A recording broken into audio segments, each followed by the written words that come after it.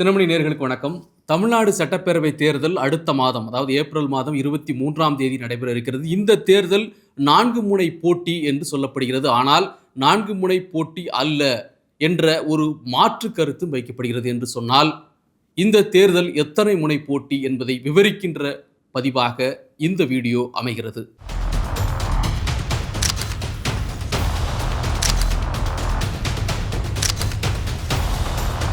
தமிழ்நாடு சட்டப்பேரவை தேர்தல் தேதி அறிவிக்கப்பட்டு கட்சிகள் இன்னமும் தங்கள் கூட்டணியில் இடம்பெற்றிருக்கக்கூடிய தங்களுடைய அணியில் இடம்பெற்றக்கூடிய கட்சிகளுக்கு இடங்களை ஒதுக்குவதில், அதாவது அந்த நம்பர்ஸை சொல்றதுல ரொம்ப மும்முரமாக இருக்கிறாங்க. ஓரிரு நாட்களில் எல்லாம் சரியாகிவிடும் என்று அந்தந்த கட்சிகளிடமிருந்து வரக்கூடிய தகவல்கள் தெரிவிக்கின்றது. அதாவது திமுக தலைமையில் ஒரு அணி, அதிமுக தலைமையில் ஒரு அணி, இன்னொன்று நாம் தமிழர் கட்சி தனித்து நிற்கிறது, தாவேக தாங்கள் தனித்து நிற்கிறோம் என்பதை உறுதி செய்திருக்கிறார்கள். எனவே தேர்தல் தேதி அறிவிக்கப்பட்ட பிறகு இந்த வேகம் இன்னும் கூடியிருக்கிறதா என்று சொன்னால் நிச்சயமாக கூடியிருக்கு, அதில் சந்தேகம் இல்லை.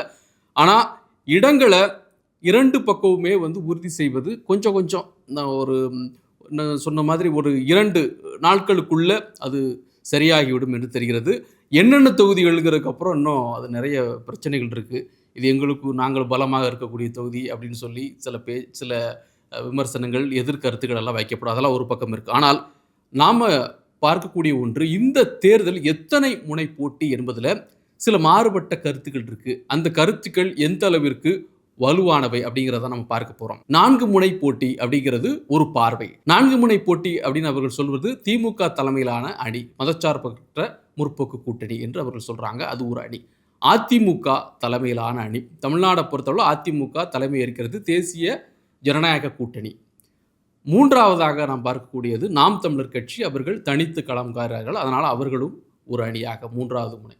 4வது என்று பார்க்கின்ற பொழுது புதிதாக வந்துள்ள தமிழக வெற்றி கழகம் என்ற அடிப்படையில் சொல்லப்படக்கூடிய ஒன்றுதான் 4 முனை போட்டி.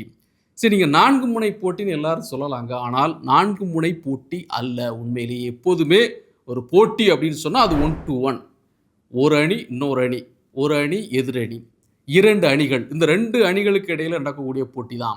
2 பேரில் யார் ஜெயிக்கிறா, யார் வின்னர், யார் லூசர் அப்படிங்கிறது தான். யார் ஆட்சியில் அமரப்போகிறார்கள், யார் எதிர்க்கட்சி வரிசையில் அமரப்போகிறாங்க, இதுதான். அதை தாண்டி ஒன்றும் இல்லை அப்படின்னு பார்க்கின்ற பொழுது இது திமுக அணிக்கும் அதிமுக அணிக்கும் இடையிலான போட்டி மட்டும்தான்.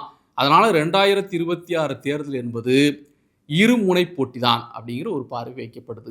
இந்த காலகட்டத்தில் மட்டுமில்லை, ஒவ்வொரு காலகட்டத்திலையுமே தேர்தல் என்பது இருமுனை போட்டியாக தான் இருந்திருக்கிறது.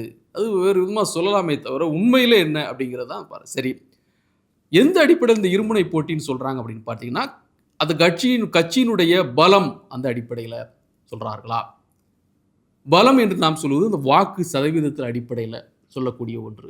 2வது மக்கள் செல்வாக்கு. மக்கள் செல்வாக்கு என்று சொன்னால் எந்த அளவிற்கு போய் சேர்ந்திருக்கிறார்கள், அதாவது வாக்களிக்கிறார்களா இல்லையா என்பதை தாண்டி மக்கள் மத்தியில் அவர்களுக்கு ஒரு செல்வாக்குன்னு சொல்லு கூட சரியான சொல்லா இருக்க மாட்டதில்ல, மக்களிடம் போய் சேர்ந்திருக்கிறார்கள், அவர்கள் பிரபலமாக இருக்கிறார்கள், அவங்களுக்கு தெரியும், சொன்னால் தெரியும், வாக்களிக்கிறாங்களா எல்லாரும் தெரியாது, ஆனால் போய் சேர்ந்திருக்கிறது இந்த கட்சி. அந்த அடிப்படையில் அதை பார்க்கணுமான்னு அது ஒரு விஷயம் இருக்குது. இருமுனை போட்டின்னு சொல்லக்கூடியவர்கள் யார்? திமுக சொல்கிறது. இந்த தேர்தலை பொறுத்தளவில் அவர்கள் என்ன சொல்கிறாங்க, இது திமுக வெர்சஸ் அதிமுக தான் அப்படின்னு சொல்கிறாங்க. அவர்கள் அதற்கு அடுத்த நிலை வைக்கக்கூடிய யாருக்கும் அந்த இடத்தை கொடுப்பதற்கு விரும்பவில்லை. சமமான போட்டியாளராக கருதலை. யாரை? நாம் தமிழரையோ புதிதாக வந்திருக்கக்கூடிய தாவேக்கவையோ அவர்கள் தங்களுக்கு இணையான அல்லது சமமான போட்டியாளராக கருதலை அல்லது கருத விரும்பலை. அதுபடி கருதினால் அது தங்களுக்கு ஒரு பின்னடைவு என்று கூட ஒரு நினைக்க தோன்றி அந்த ஒரு பார்வையை முன்வைக்கிறாங்க. அதிமுகவும் அதே மாதிரி தான். அதிமுகவை பொறுத்தவரை எங்களுடைய அவங்க பரம எதிரி அப்படிங்கிற வார்த்தையை பயன்படுத்திய திமுக தான். திமுகவா அதிமுக தான், இதுதாங்க தமிழ்நாடு அரசியலை பொறுத்தளவில் இந்த விஷயம்தான்ங்கிறத அவர்களும் தெளிவாக இருக்கிறாங்க. ஸோ அவங்க 2 பேரை பொறுத்தளவு இருமுனை போட்டி அப்படின்னு சொல்கிறதுல அவங்க ரொம்ப ஸ்ட்ராங்காக இருக்கிறாங்க. சரி, புதுசாக தாவேக்க எப்படி இருமுனை போட்டின்னு அவங்க சொல்கிறாங்க? திமுக வெர்சஸ் தாவேக்க, டிவிகே வெர்சஸ் டிஎம்கே அப்படிங்கிறத தான் பங்கேற்கக்கூடிய ஒவ்வொரு கூட்டத்திலும், ஒவ்வொரு பொதுக்கூட்டத்திலும் தாவேக்க தொண்டர்கள்ட்ட பேசும்போதெல்லாம் திரு விஜய் அவர்கள் சொல்லிக்கொண்டே இருக்கிறார். அவர் அதை ஒரு விஷயத்தை தொடர்ந்து கிரியேட் பண்ணிக்கிட்டே இருக்கிறாரு. என்ன விஷயங்கள் பேசுகிறாரோ பேசலையோ, டிவிகே வெர்சஸ் டிஎம்கே அப்படிங்கிற ஒரு விஷயத்தை அவர் எஸ்டாப்ளிஷ் பண்ணிக்கிட்டே வராரு ஒவ்வொரு கூட்டத்திலையும். அவர் சொல்றதுனாலே அது ஒரு டிவிகே வெர்சஸ் டிஎம்கே அப்படிங்கிற மாதிரியான ஒரு ஆயிருமா? ஸோ அவர் சொல்ற இருமுனை போட்டி அப்படிங்கிற ஒரு பார்வை சரியானதா அப்படின்னு ஒன்று இருக்கு. இன்னொன்று, நாம் தமிழர் கட்சியை கன்சிடர் பண்ணவே இல்லை. யாரு? புதுசா வந்த தாவேக்காவும் அவர்கள் ஒண்ணும் பண்ணல. பல ஆண்டு காலமா இருக்கக்கூடிய அதிமுகவும் நாம் தமிழர அவங்க ஒரு போட்டியாளரா கருதல. திமுக எப்போதுமே அத கருதுவதே இல்லை. இப்ப என்ன காரணம்? எந்த காரணமும் சொல்லாமல் அவர்கள தவிர்த்து கொண்டே இருக்கிறார்கள். எங்களுக்கு சமமான போட்டியா நினைக்கல. அவ்வளதான். ஏன், எதுக்கு அப்படிங்கிறதெல்லாம் இல்ல. ஸோ நம்ம இவை எல்லாவற்றையும் சேர்த்து பார்க்கின்ற பொழுது, ஒரு காலகட்டத்தில அந்தந்த கட்சிகள், அதாவது அந்தந்த கட்சிகள் நாம் சொல்வது இடதுசாரிகளா இருக்கட்டும், விடுதலை சிறுத்தைகளாகட்டும், இவர்கள் சிறிய கட்சிகளாக வாக்கு சதவீதத்தில் குறைவான எண்ணிக்கையில் உடையவர்கள் எல்லாம் சேர்ந்து மக்கள் நல கூட்டணி அமைத்த காலகட்டம் உங்களுக்கு நிச்சயமா நினைவு இருக்கும். அப்போது அதனுடைய நோக்கம் என்னவா இருந்துச்சு அப்படின்னு பார்த்தீங்கன்னா, இந்த தமிழ்நாடு அரசியல் என்பது காலம் காலமாக 2 கட்சிகளுக்குள்ளாகவே அடங்கி விடுகிறது. யாரு கூட்டணி வைத்தாலும் கூட யாரோடாவது அதிமுகவோடயோ அல்லது திமுகவோடயோ போய் சேர வேண்டிய ஒரு கட்டாயம், யாராவது ஒருத்தர் ஆட்சிக்கு வந்துடுறாங்க. இரு துருவ அரசியல். தமிழ்நாட்டு அரசியல் என்பது இரு துருவ அரசியலாக இருக்கிறது. இது மாற்றப்பட வேண்டும் என்பதற்காக நாங்கள் மக்கள் நல கூட்டணி அமைத்திருக்கின்றோம் என்று சொல்லி தான் அந்த கூட்டணி உருவாக்கப்பட்டது. அதிமுக பொதுச்செயலாளர் வைகோ அவர்களும் திருமாவளவன் இவர்கள்லாம் சேர்ந்தாங்க. இடதுசாரிகள் முன்னெடுப்பில் அந்த கூட்டணி கொஞ்சம் கொஞ்சமாக விரிவடைந்து கொண்டே சென்று ஜி.கே. வாசன் உள்ள வந்து விஜயகாந்த் உள்ள வந்து அவர் முதலமைச்சர் வேட்பாளராக நிறுத்தப்பட்டு எல்லாம் நடந்துச்சு. ஆனால் வந்து ஒரு மிகப்பெரிய ஒரு தோல்வியை தான் அந்த அணி சந்தித்தது. அப்போது என்ன ஒரு முனை போட்டியார் சொல்லுகின்ற பொழுது மக்கள் நல கூட்டணி ஒரு அணியாக அந்த நேரத்தில் பார்க்கப்பட்டது.